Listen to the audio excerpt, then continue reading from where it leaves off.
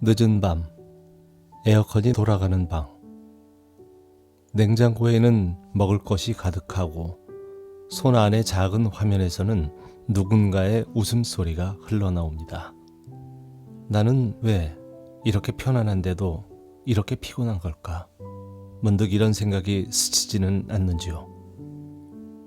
왜 아무 일도 일어나지 않는데 어딘가 조금씩 아픈 걸까요?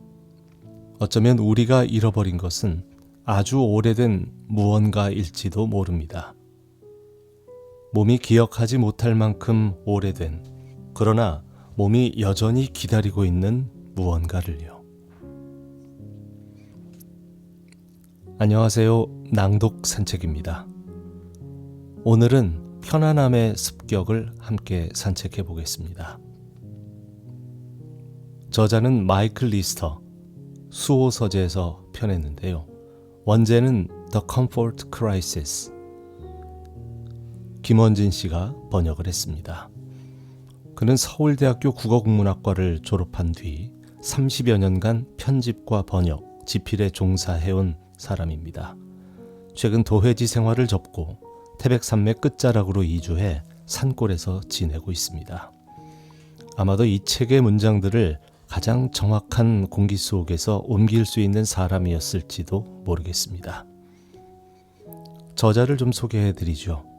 마이클 리스터, 저널리스트이자 탐험가, 네바다 주립대학교 저널리즘학과 교수입니다. 알래스카를 비롯해서 북부 전쟁지역, 볼리비아 정글을 누비며 수천 명의 전문가를 인터뷰해왔는데요. 그는 이렇게 묻습니다. 지금 당신은 편안함을 얻은 대가로 무엇을 잃어버렸는가? 이 질문 앞에 우리를 불러 세우기 위해 이스터는 직접 알래스카 북극권 깊숙한 오지로 떠납니다. 33일간 길도 없고 전화도 터지지 않는 땅에서 순록을 쫓으며 살아갑니다. 그곳에서 길어올린 체험과 뇌과학, 운동생리학, 진화심리학, 인류학의 연구들이 이 책 한 권 안에 함께 흐릅니다. 책을 펼치면 가장 먼저 이런 문장이 눈에 띕니다. 요즘 사람 대부분은 자신의 컴포트 존을 벗어나는 일이 거의 없다. 우리는 나날이 편안해지는 거처와 냉난방이 조절되는 멸균의 장소에서 도전이라고는 일절 없는 안전한 울타리를 벗어나지 않고 과식하면서 살고 있다. 우리는 편안한데 이상하게 생기가 없습니다. 이 감각의 정체를 파헤치는 여정, 지금부터 시작해 보겠습니다. 책은 처음부터 우리를 아주 먼 시간의 꼭대기로 데려갑니다. 지금부터 약 250만 년 전 호모 하빌리스라는 유인원의 등장, 그때부터 이어져 내려온 인류의 역사를 조용히 펼쳐놓습니다. 인간은 편안함을 추구하도록 진화해왔다. 본능적으로 인간은 안전, 은신처, 온기, 잉여 음식물, 최소한의 노력을 추구한다. 거의 모든 역사를 관통해온 이 동력은 생존에 결정적이고 유의미한 도움을 주었다. 그러니까 우리가 편안함을 원하는 건 잘못된 게 아닙니다. 오히려 가장 오래된 본능이죠.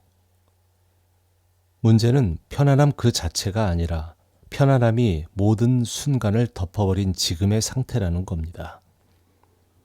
이스터는 이 지점에서 놀라운 숫자 하나를 꺼내놓습니다. 지난 250만 년 동안 우리 조상의 삶은 불편함과 긴밀하게 엮여 있었고 자연에 지속적으로 노출되어 있었다. 너무 덥고 너무 춥고 너무 습하고 너무 건조하고 너무 바람이 세고 눈보라가 휘몰아쳤다. 지속적인 편안함이란 인간 역사에서 지극히 최근에 나타난 현상이다. 250만 년의 역사로 계산한다면 편안함이 인류에게 주어진 수치는 0.004%로 떨어집니다. 인간이 편안함 속에서 살기 시작한 시간은 전체의 아주 희미한 끝자락.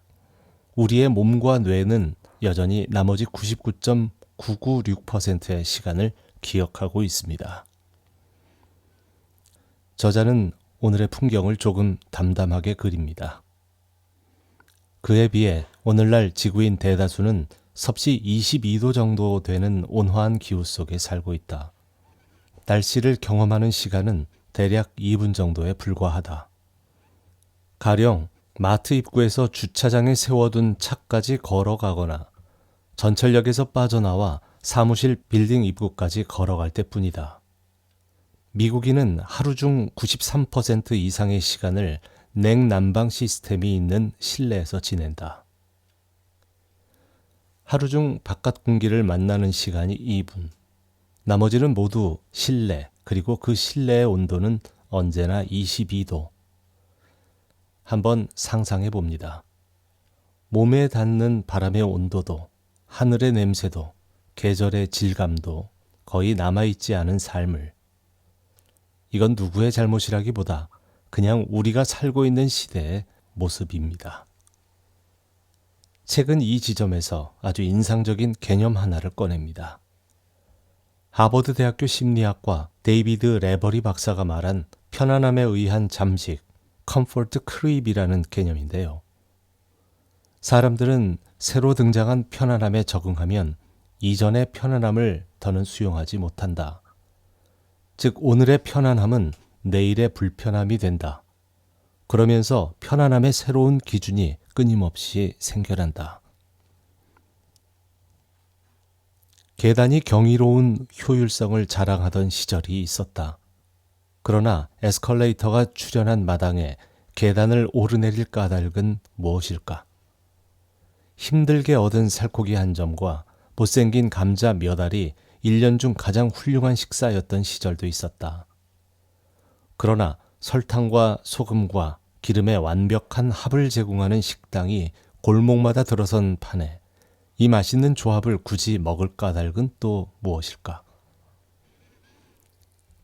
우리는 매일 조금씩 더 편안해지고 그럴수록 이전의 편안함은 불편함으로 미끄러져 내립니다. 어제의 안락함이 오늘은 불편함이 되는 미세한 이동. 이것이 조용히 우리의 컴포트 존을 좁혀갑니다. 새로운 편안함이 등장하면서 예전에는 받아들일 수 있는 수준이라고 여겼던 불편함의 골대가 한참 뒤로 밀려나게 되었다. 사람들의 컴포트 존은 점점 더 좁아지고 있다. 중요한 것은 이런 모든 일이 무의식 중에 일어나고 있다는 겁니다. 그러니까 우리도 모르게 우리의 견딜 수 있는 영역이 서서히 쪼그라든다는 말입니다. 누가 강요한 것도 아닌데 어느새 작은 불편 하나에도 금방 지치는 사람이 됩니다. 책은 여기서 조금 다른 풍경으로 건너갑니다. 이론의 언어에서 한 사람의 몸이 실제로 움직이는 장면으로 저자는 직접 알래스카 북극권으로 떠납니다. 33일간의 순록 사냥 원정. 브라이언이라는 파일럿이 오늘 낡은 경비행기가 그를 오지에 떨어뜨려 놓을 겁니다. 33일 뒤에 다시 데리러 올 때까지 돌아올 방법은 없습니다. 코체부. 지금 나는 인구 3,000명인 이 마을의 바람 부는 아스팔트 위에 있다. 내 앞에는 비행기 2대가 서 있다. 한 대는 곧 알래스카 북극 깊숙한 곳에 나를 떨어뜨릴 예정이다. 지구상에서 가장 고독하고 가장 외지고 가장 가혹한 곳이라고들 하는 곳. 불안하다. 코앞에 닥친 북극 원정을 이제 피해갈 수 없다. 첫 장면에서 저자는 이미 겁에 질려 있습니다. 그는 영웅이 아닙니다. 에어컨이 나오는 집에서 건강 칼럼을 쓰던 사람이 갑자기 북극의 툰드라 위에 서 있는 겁니다. 앞으로 5주간은 꼼짝달싹할 수 없다. 이곳 알래스카 오지 깊은 곳에서는 아무리 춥고 배고프다 해도 길에서 몇 킬로미터쯤 걸어 나와 고속도로에서 택시를 잡아 타고 인근 식당으로 가서 뜨거운 커피 한 잔과 햄스테이크로 배를 채우는 일 따위는 결코 할 수 없다는 말이다. 길조차 거의 없다. 가장 가까운 도로, 마을, 휴대폰 수신 지점, 병원은 수백 킬로미터씩 떨어져 있다. 죽음조차 탈출구가 되지 못할 것이다.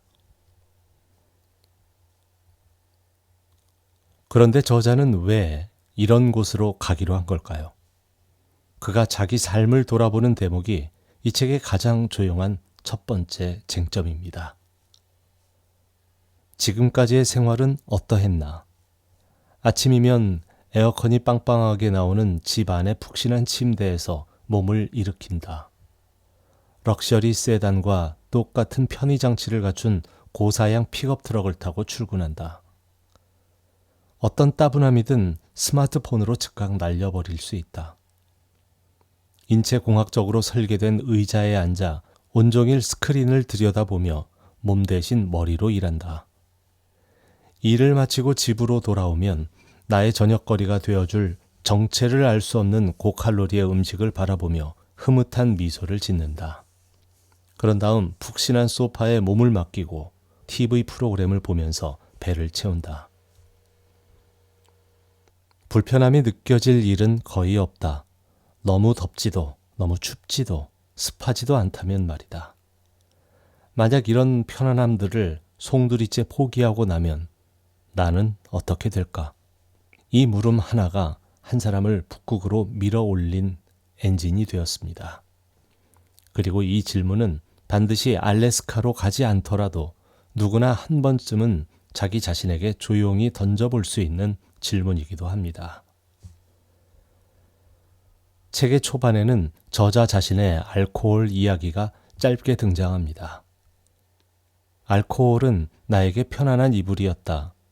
술은 스트레스를 날려주고 따분함을 순식간에 돌려내 주었다. 슬픔과 걱정과 두려움을 잊게 했다.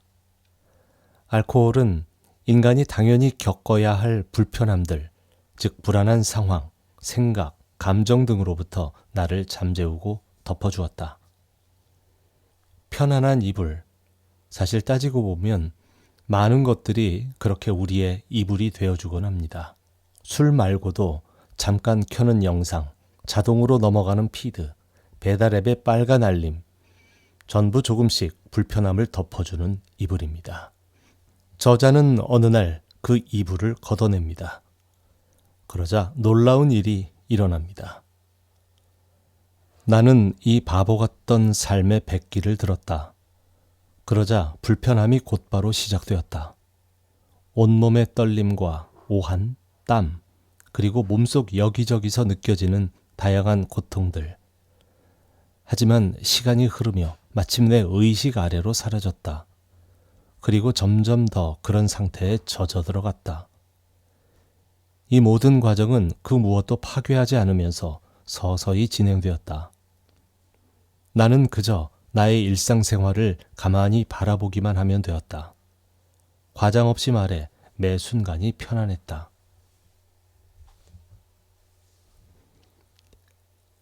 그러니까 편안함을 포기하자 비로소 진짜 편안함이 왔다는 얘기입니다.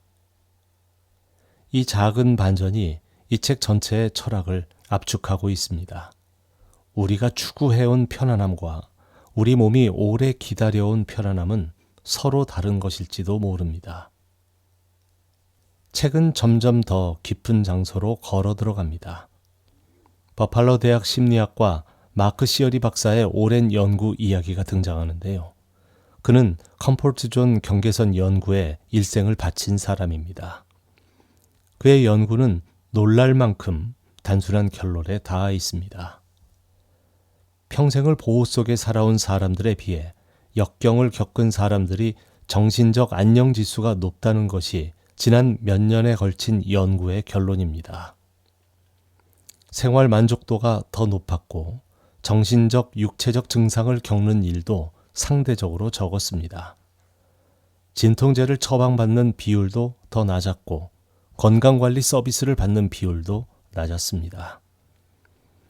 일생 동안 어느 정도의 역경을 겪은 경험이 있는 사람들이 고통을 더 약하게 느꼈습니다. 역경이 매우 높은 수준은 아니어야 하지만 중요한 건 역경이 제로여야 한다는 건 아닙니다. 약간의 역경을 겪은 사람들이 더 긍정적인 반응을 보이는 경향이 있었습니다. 역경은 우리를 고통 속으로 밀어넣으려는 게 아니라 조금의 불편을 허락하자는 초대입니다. 이어서 뉴질랜드와 영국의 연구팀이 100개 가까운 논문을 분석해 내놓은 결론이 이렇게 인용됩니다. 위기, 두려움 또는 위험에 맞서는 일은 최적의 스트레스와 불편함을 초래한다. 이는 결과적으로 향상된 자존심, 인격 형성, 그리고 심리적 회복력을 증진시킨다. 인간이 밖으로 나아가서 자신을 시험하고자 하는 욕구를 느끼는 것은 갈수록 규제되고 획일화된 삶의 방식에서 벗어나 새로운 탈출구를 찾고 있는 시대적 징후다. 저는 이 말이 지금 이 시대에 유독 많은 사람들이 달리기를 시작하고 긴 트레킹을 떠나고 찬물에 들어가고 혼자 산을 오르는 이유를 꽤 정확하게 짚어주는 것 같았습니다. 우리 몸이 오래 잊혀 있었다는 사실을 몸이 먼저 알고 있었던 것 같았습니다. 중반을 지나면 이 여정의 가장 뜨거운 장면 가운데 하나가 등장합니다. 이스터가 배낭에 45kg에 가까운 짐을 짊어지고 북극의 거친 땅 위를 걷는 장면인데요. 우리가 어느 순간부터 잊고 산 아주 오래된 동작, 무거운 것을 몸에 지고 걷는다는 것에 대한 이야기입니다. 조상들은 가만히 앉아 아무것도 하지 않을 때를 제외하면 매우 열심히 일했다. 하드자 부족은 미국인보다 평균 14배 더 많이 움직인다. 이들은 하루에 약 2시간 20분 동안 빠르고 격렬하게 운동하는데 정확하게 말하면 이들이 하고 있는 것은 운동이 아니라 생활이다. 우리는 운동을 해야 할 시간과 운동을 하지 않는 시간을 나눕니다. 그런데 원래 인간에게는 그 구분이 없었습니다. 몸을 움직이는 것이 그냥 삶의 기본 배경음이었던 겁니다. 초기 인간은 물과 식량을 구하기 위해 수십 킬로미터를 걷거나 뛰었다. 인체가 지금처럼 오목한 발바닥, 긴 다리, 힘줄, 땀샘을 갖추게 된 것은 먹잇감을 따라잡기 위해 진화한 결과다. 우리 몸은 걷기 위해 태어났습니다. 뛰고 짐을 지고 먼 길을 가기 위해. 그러니 의자는 우리 몸에게 가장 낯선 물건 가운데 하나일지도 모르겠습니다. 수많은 육체적 정신적 문제로부터 보호해준다는 사실을 학자들은 속속 밝혀내고 있다. 비만, 심장병, 암, 당뇨병, 우울증, 불안은 물론 삶의 의미와 목적을 느끼지 못하고 있는 것과 같은 정신적인 문제도 포함된다. 몸을 쓰지 않으면 의미마저 멀어진다는 사실, 우리가 요즘 느끼는 어떤 공허함의 정체를 조용히 설명해 주는 것 같았습니다. 책의 또 다른 아름다운 장은 따분함에 대한 이야기입니다.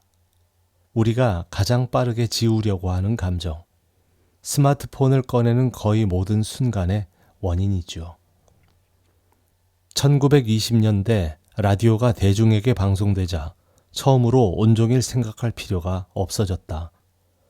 권태의 탈출구가 생긴 것이다. 1950년대에는 위대한 텔레비전이 등장했다.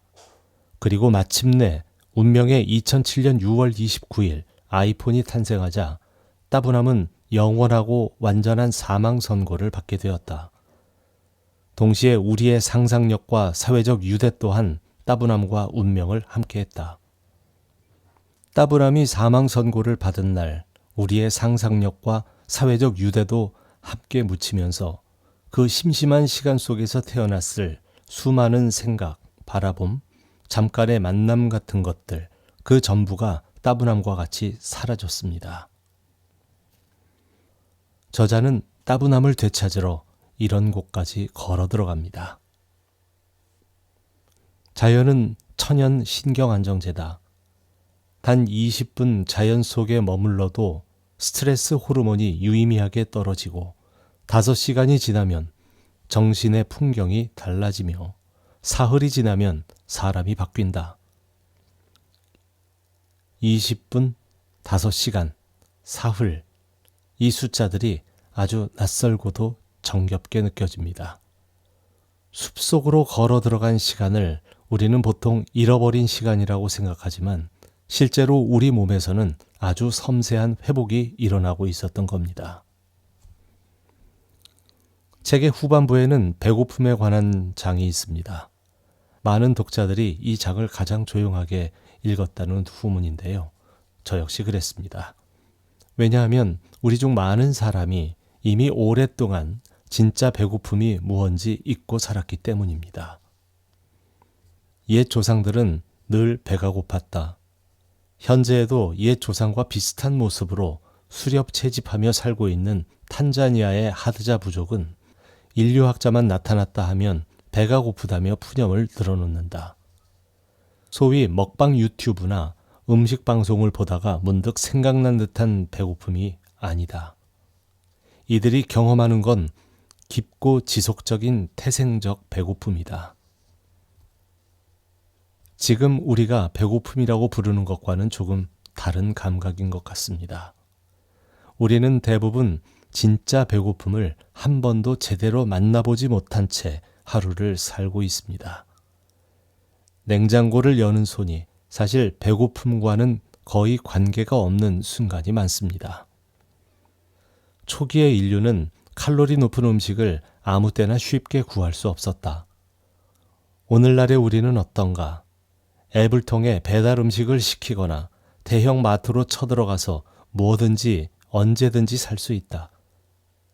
앙증맞은 플라스틱 곰돌이 용기에 든 꿀에서부터 비닐로 포장한 붉은 고기에 이르기까지.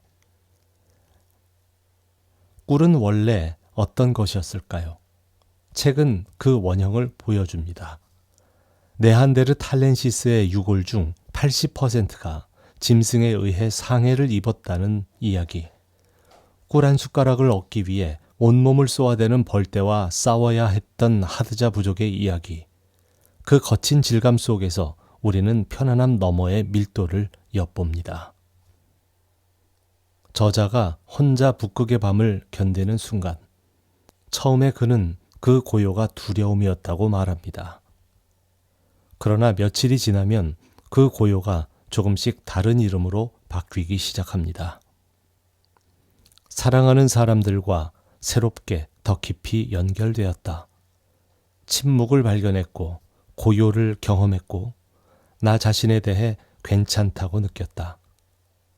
내 안에만 빠져 있지 않기 위해 반려견을 입양해 매일 아침 가까운 강가로 산책을 나갔다. 새벽 5시에 안개 낀 고요한 강가에서 오랫동안 잊고 있던 같은 일상의 문제도 더 여유로운 마음으로 마주할 수 있게 되었다. 사실 이 문장은 저자가 알코올을 끊은 직후의 기록입니다. 그런데 신기하게도 알래스카의 고요 위에서도 똑같이 얹어집니다. 우리가 스스로 편안함의 이불을 한꺼풀 걷어낸 순간에 어떤 일이 일어나는지 아주 담담하고 조용한 언어로 적혀 있습니다. 책은 이 고요의 이야기에 이어 아주 오래된 통과 의례들을 하나씩 불러냅니다. 아메리카 원주민 네즈퍼스 부족의 지혜 원정, 식량도 무기도 지니지 않고 홀로 산속에 자신을 노출시키는 의식. 이 고대의 의식을 겪은 사람들은 이렇게 말했다고 합니다. 이런 경험은 위기 때나 전투 시에 필요한 힘을 길러준다. 정신과 육체와 영혼을 동시에 강화한다. 연장자의 관점에서 통과 의례라는 건 이런 개념입니다. 네 안에 있는 잠재력을 좀 발휘해서 시험을 통과해라. 이 시험을 통과하는 모습을 우리가 지켜보마. 우리는 네가 이미 자격을 갖추었다고 생각하지만 너 스스로 깊이 파고들어서 너만의 것을 찾아야 한다. 우리가 어른이 된다는 것, 혹은 계속 어른으로 살아간다는 것이 결국 이와 비슷한 어떤 일일지도 모른다는 생각을 잠깐 했습니다. 누군가가 대신 통과시켜 줄 수 없는 문을 자기 혼자서 천천히 밀고 들어가는 일입니다. 책의 가장 묵직한 페이지들은 죽음에 관한 것들인데요. 저자는 부탄의 죽음 성찰 문화에 대해 이야기합니다. 부탄 사람들은 하루에 5번 죽음을 생각한다고 하는데요. 그렇게 죽음을 가까이 두고 사는 사람들이 오히려 가장 행복한 국민으로 꼽힌다는 건 아이러니한 일입니다. 매일 죽음을 생각하라. 멀쩡한 다리 셋. 이 짧은 문장이 챕터의 제목이기도 합니다. 말 그대로 살아있는 것들에게 언제든 한 다리쯤은 부러질 수 있다는 부탄의 속담입니다. 우리는 내 다리가 모두 멀쩡한 하루를 너무 당연하게 살아갑니다. 부탄 사람들은 그중 하나는 언제든 부러질 수 있다고 기억합니다. 그 작은 차이가 하루의 무게를 완전히 바꾸는 것 같습니다. 저자가 부탄의 한 수행자와 나눈 짧은 대화가 기억에 남았습니다. 당신은 죽음을 생각하고 있습니까? 죽음을 생각하지 않고 살아가는 건 가장 중요한 약속 하나를 잊고 지내는 것과 같습니다. 언젠가는 떠나야 한다는 약속. 이 약속을 기억하는 사람과 잊고 사는 사람의 하루는 다를 수밖에 없습니다. 무겁지 않게, 오히려 다정하게 이 사실이 책 위에 얹혀 있습니다. 그리고 알래스카의 마지막 장면, 33일이 끝나갈 무렵 저자는 만신창이가 되어 있습니다. 체중은 빠지고 발은 부르터 있고 옷은 해져 있습니다. 그런데 이상하게도 그의 글은 그 어느 때보다 가볍고 맑고 또렷합니다. 이 모든 여정을 통해 배운 건 편안함의 반대말이 고통이 아니라는 것이었다. 편안함의 반대말은 감각이었다. 나는 33일 동안 아주 오래 잃어버렸던 감각을 조금씩 되찾았다. 우리가 편안함을 추구할 때 우리가 포기하는 것은 고통이 아니라 감각이라는 이 낯설고도 정직한 깨달음. 오래 머물고 싶은 문장으로 기억됩니다. 불편함은 우리의 감각을 깨우고 우리를 진정으로 살아있게 한다. 살아있음의 정의가 아주 단순해지는 순간입니다. 맥박이 뛰고 심장이 움직이는 게 아니라 감각이 깨어 있다는 것. 오늘의 공기가 어떤 온도인지, 지금 내 발바닥이 어떤 바닥을 딛고 있는지, 이 차의 맛이 어떤지, 이 사람이 지금 어떤 표정인지, 그 모든 걸 느끼며 지나간 하루만이 정말로 살았던 하루라는 얘기입니다. 책의 마지막 장면에서 저자는 알래스카를 떠나며 이렇게 씁니다. 들어와서 가장 먼저 한 일은 뜨거운 물로 샤워를 하는 것도 냉장고 문을 여는 것도 아니었다. 나는 창문을 열었다. 그리고 바람을 맞았다. 오래 맞지 않은 바람이었다. 창문을 열고 바람을 맞는다. 북극까지 가지 않더라도 할 수 있는 일. 지금 우리도 즉각 한 번쯤 해볼 수 있는 일. 창문을 열고 오래 맞지 않은 바람을 맞는 일입니다. 책은 크게 3가지 이야기를 하고 있는데요. 우리는 인류 역사 전체의 0.004%에 해당하는 아주 얇은 편안함의 층 위에 서 있다는 사실. 나머지 99.996%의 시간 동안 우리 몸과 뇌는 불편함과 함께 진화해 왔고 지금도 그 기억을 몸속 깊이 간직하고 있다는 사실. 그리고 편안함은 잠식한다는 것. 어제의 편안함이 오늘의 기본이 되고 오늘의 편안함이 내일의 불편이 되면서 우리의 컴포트 존은 우리도 모르게 점점 좁아진다는 사실. 우리가 견딜 수 있는 세계가 매년 조금씩 줄어들고 있다는 조용한 사실입니다. 편안함의 반대말은 고통이 아니라 감각이라는 것. 우리가 불편함을 조금씩 허락할 때 몸은 잃어버린 감각을 되찾고 마음은 잊고 있던 의미와 다시 연결된다는 것. 북극까지 가지 않아도 창문을 열고 바람을 맞는 일에서부터 시작할 수 있습니다. 어쩌면 우리에게 필요한 건 더 나은 편안함이 아닐지도 모르겠습니다. 더 나은 불편함, 그러니까 기꺼이 견딜 수 있고 오히려 우리를 좀 더 살아있게 만드는 그런 결의 불편함 하나. 오늘 내가 자발적으로 초대할 수 있는 작은 불편함은 무엇일까요? 엘리베이터 대신 계단 한층, 배달앱 대신 걸어가는 10분, 자동 재생되는 스마트폰의 영상을 끄고 창밖을 바라보는 30초. 어쩌면 우리가 잃어버린 것은 대단한 모험이 아니라 그 작은 30초들이었을지도 모르겠습니다. 구독과 좋아요는 낭독 산책을 계속 걷게 하는 힘이 됩니다. 오늘도 함께 해주셔서 감사드리고요. 지금까지 타마였습니다. 다음 시간에 또 뵙겠습니다. 고맙습니다.